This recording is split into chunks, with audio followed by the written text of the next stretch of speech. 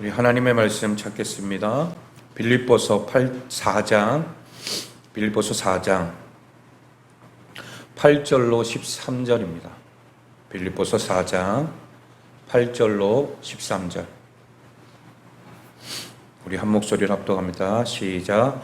끝으로 형제들아, 무엇에든지 참되며 무엇에든지 경건하며 무엇에든지 오르며 무엇에든지 정결하며 무엇에든지 사랑받을 만하며 무엇에든지 칭찬받을 만하며 무슨 덕이 있든지 무슨 기림이 있든지 이것들을 생각하라. 너희는 내게 배우고 받고 듣고 본 바를 행하라. 그리하면 평강의 하나님이 너희와 함께 계시리라. 내가 주 안에서 크게 기뻐함은 너희가 나를 생각하던 것이 이제 다시 싹이 남이니 너희가 또한 이를 위하여 생각은 하였으나 기회가 없었느니라. 내가 궁핍함으로 말하는 것이 아니니라. 어떠한 형편에서든지 나는 자족하기를 배웠노니 나는 비천에 처할 줄도 알고 풍부에 처할 줄도 알아. 모든 일 곧 배부름과 배고픔과 풍부와 궁핍에도 처할 줄 아는 일체의 비결을 배웠노라. 내게 능력 주시는 자 안에서 내가 모든 것을 할 수 있느니라. 아멘. 할렐루야. 오늘 말씀은 우리가 추구해야 할 4가지 단어라는 말씀 제목으로 함께 은혜 나누겠습니다. 우리가 7월 달이 되어서 여러 가지 또 많은 것들을 준비하게 됩니다. 또 여름이 성큼 다가왔기 때문에 또 우리가 마음의 준비며 또 휴가기도 있을 수 있고 또 어떤 내가 신앙적으로 다시 한번 또 후반기가 돼서 내가 전반기보다 또 하나님의 은혜 가운데 뜻 가운데 살아갈 것을 다짐하면서 준비하며 배우며 나아가는 복된 7월 한 달 되시기를 바랍니다. 그런 의미에서 우리가 추구해야 할 4가지가 있습니다. 오늘 사도 바울이 말씀을 통해 우리에게 교훈해 주고 있는데 그것은 바로 공의와 사랑, 거룩, 그리고 자족입니다. 앞에 3 단어는 오늘 본문 8절을 통하여서 우리가 함께 유추해 볼 수 있습니다. 그리고 나머지 하나 자족은 11절 말씀에 기록되어 있는데 먼저 우리 8절 말씀 다시 한번 읽어보겠습니다. 8절 시작. 끝으로 형제들아, 무엇에든지 참되며 무엇에든지 경건하며 무엇에든지 오르며 무엇에든지 정결하며 무엇에든지 사랑받을 만하며 무엇에든지 칭찬받을 만하며 무슨 덕이 있든지 무슨 기림이 있든지 이것들을 생각하라. 아멘. 첫 번째는 바로 공의와 사랑 그리고 거룩입니다. 공의와 사랑 그리고 거룩. 여러분, 이 4가지 덕목을 우리가 곰곰이 생각해 보니까 공의와 사랑이라는 2 단어로 압축이 됩니다. 아까 공의, 사랑, 거룩, 자족 이 4가지의 단어들을 우리가 곰곰이 생각해 본다면 바로 2가지 단어로 압축이 되는데 바로 공의와 사랑이에요. 여러분들도 한번 이 본문의 8절을 여러 차례 곰곰이 생각해 보면서 읽어보세요. 계속해서 반복되는 무엇에든지 참되고 경건하고 옳고 또 정결하고 사랑받을 만하고 칭찬받을 만하고 여러분들 이런 것들이 가만히 생각해 보면 하나님의 공의와 사랑 이 2가지로 압축될 수 있다라는 거예요. 공의와 사랑이 여러분 한순간에 드러나는 사건이 있어요. 그것은 무엇이죠? 바로 예수님이 우리에게 보여주신 십자가 사랑이라는 거예요. 여러분, 십자가는 인간의 죄를 멸하셔야만 하는 하나님의 공의, 그 공의와 인류의 죄를 대신 감당하신 예수님의 사랑, 이것이 함께 공존한다는 거죠. 그래서 우리가 늘 입버릇처럼 십자가를 바라봐야 한다라고 말하는 것은 바로 하나님의 공의와 또 사랑에 주목하라라는 것입니다. 여러분, 하나님의 속성, 공의와 사랑, 이것이 있기 때문에 우리에게 그토록 놀라운 하나님의 구원의 은혜를 베풀어 주신 줄로 믿습니다. 여러분, 이 십자가를 깊이 묵상하다 보면 우리는 더 이상 죄를 짓지 않고자 힘쓰고 살아가는 공의로운 삶을 살아가게 된다는 거예요. 십자가가 내 삶에 없다면은 여러분, 우리가 왜 예수님을 믿겠습니까?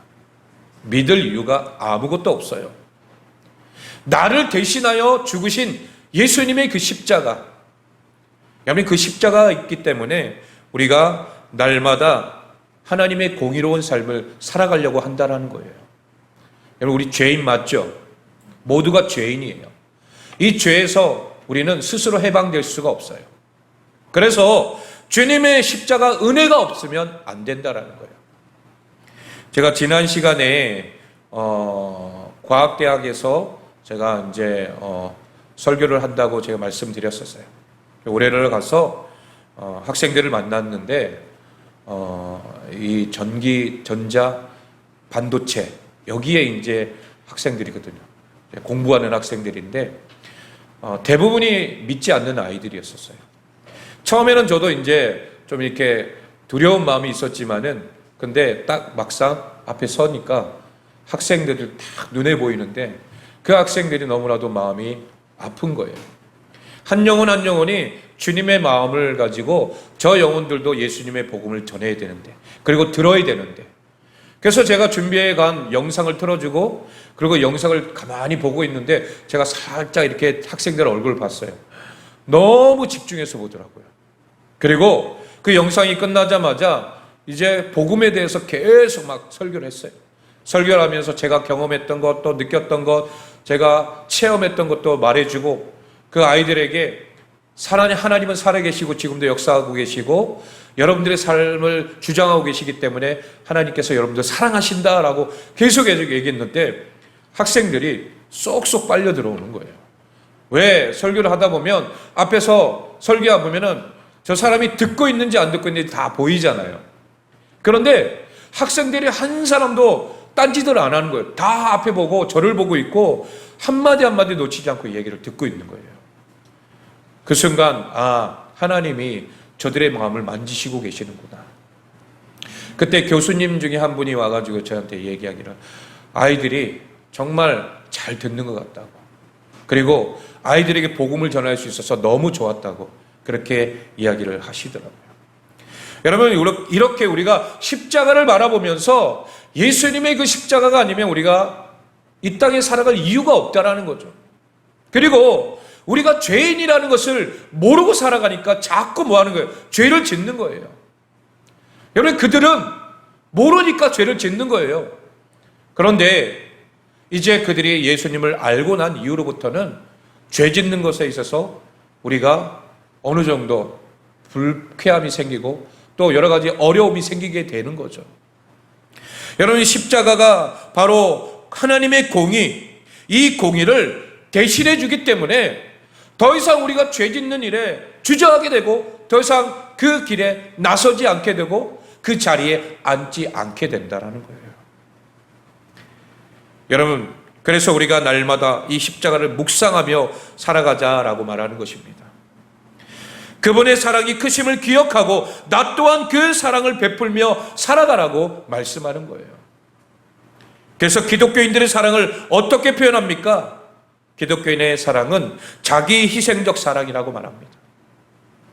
예수님이 십자가에서 자신을 죽기까지 내어주신 그 희생을, 사랑을 우리 모두 본받아야 될 줄로 믿습니다. 그리고 그 사랑에는 언제나 나의 희생이 따라야 할 줄로 믿습니다.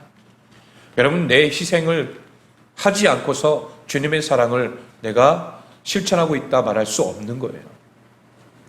예수님이 이 땅에 오셔서 행하신 사랑은 어떤 거예요? 자기를 죽기까지 내어주신 거예요. 모든 것을 버리셨어요. 여러분, 우리도 그래야 되지 않겠습니까?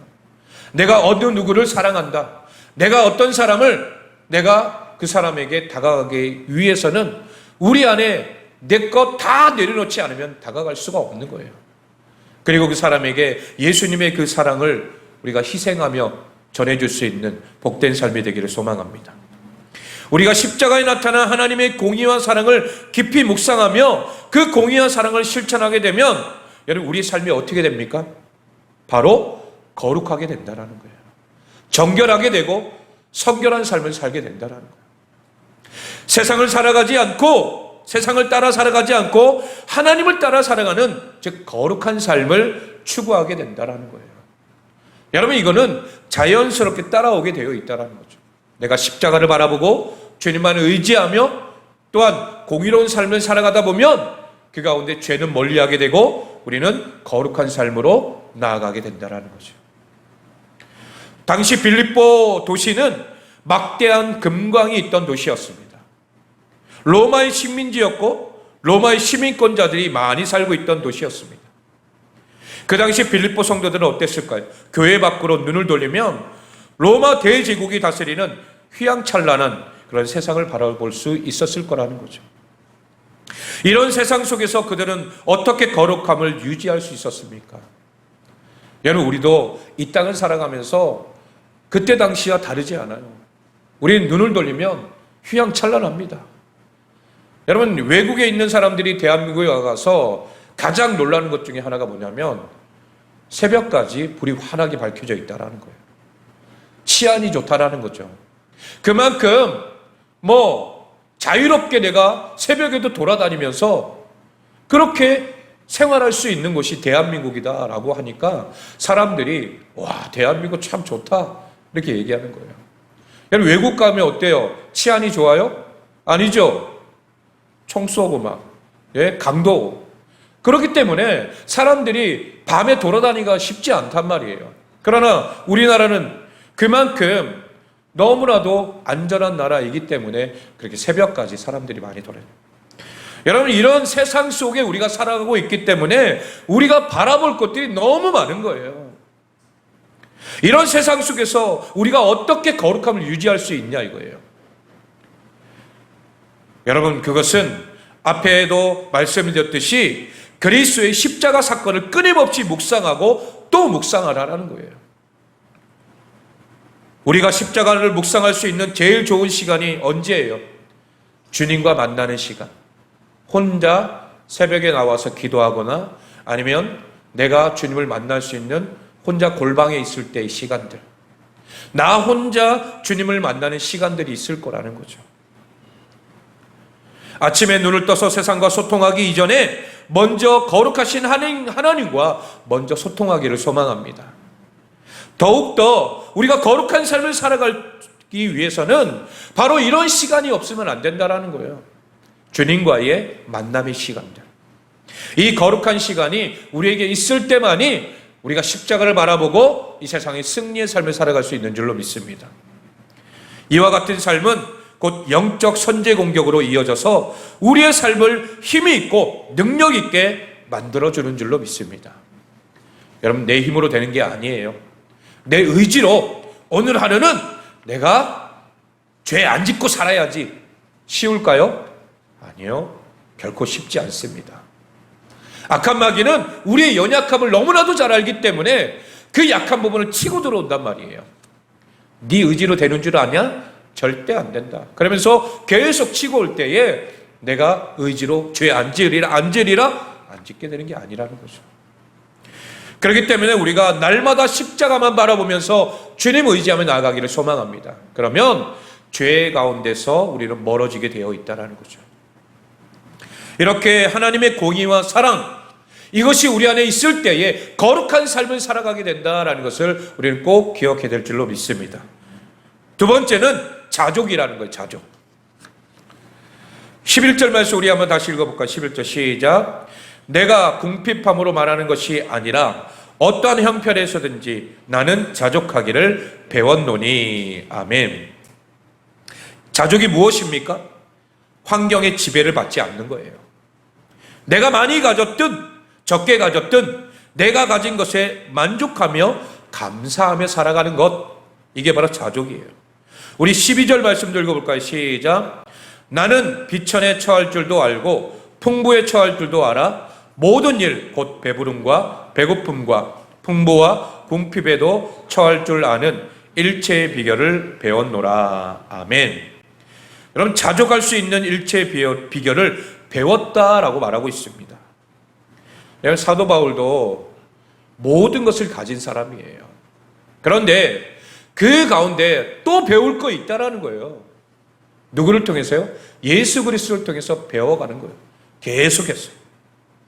이 자족할 수 있는 비결이 무엇입니까? 그것은 바로 예수님의 산상수훈, 팔복 중에 첫 번째 복이라는 거예요. 팔복 중에 첫 번째가 무엇이죠? 심령이 가난한 자는 복이 있나니 천국이 그들의 것이비요 라고 그렇게 말합니다. 심령이 가난하다는 것이 무엇입니까? 나의 모든 필요는 오직 하나님으로만 채워질 수 있다라고 하는 그런 말씀이라는 거죠. 그럼 많은 것들을 가졌다 해도, 적은 것을 가졌다 해도 오직 하나님 한 분만으로 삶의 만족을 누려야 될 줄로 믿습니다. 하나님의 은혜가 아니면 살아갈 수 없는 존재라는 것을 우리가 고백해야 된다는 거예요. 이것이 바로 자족할 수 있는 비결이라는 거예요. 여러분, 세상에 있는 많은 것들, 내가 많은 것들을 가지고 누리고 있다 할지라도 만족함이 있어요? 만족할 수 없어요. 왜? 더 갖고 싶거든요. 사람은 끝도 없다라는 거, 계속해서. 성공을 이루었어요? 그게 다요? 아니죠. 또 다른 성공의 목표를 가지고 또 나아가는 거예요. 이렇게 세상은 끊임없이 우리를 뭐예요? 욕구 충만으로 이끌어가게 된다는 거예요. 뭘 이루었다고 해서 또 끝이 아니라 또 다른 것을 이루려고 한다는 거예요.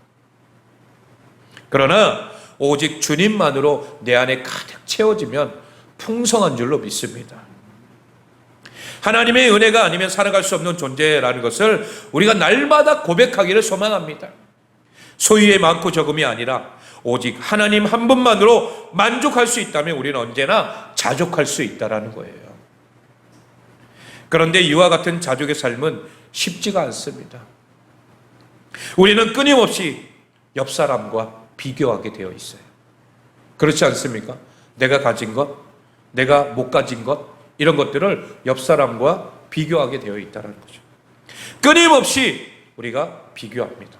세상 사람들과 끊임없이 비교하는 삶을 살아가는 것이 우리의 본성이라는 거예요.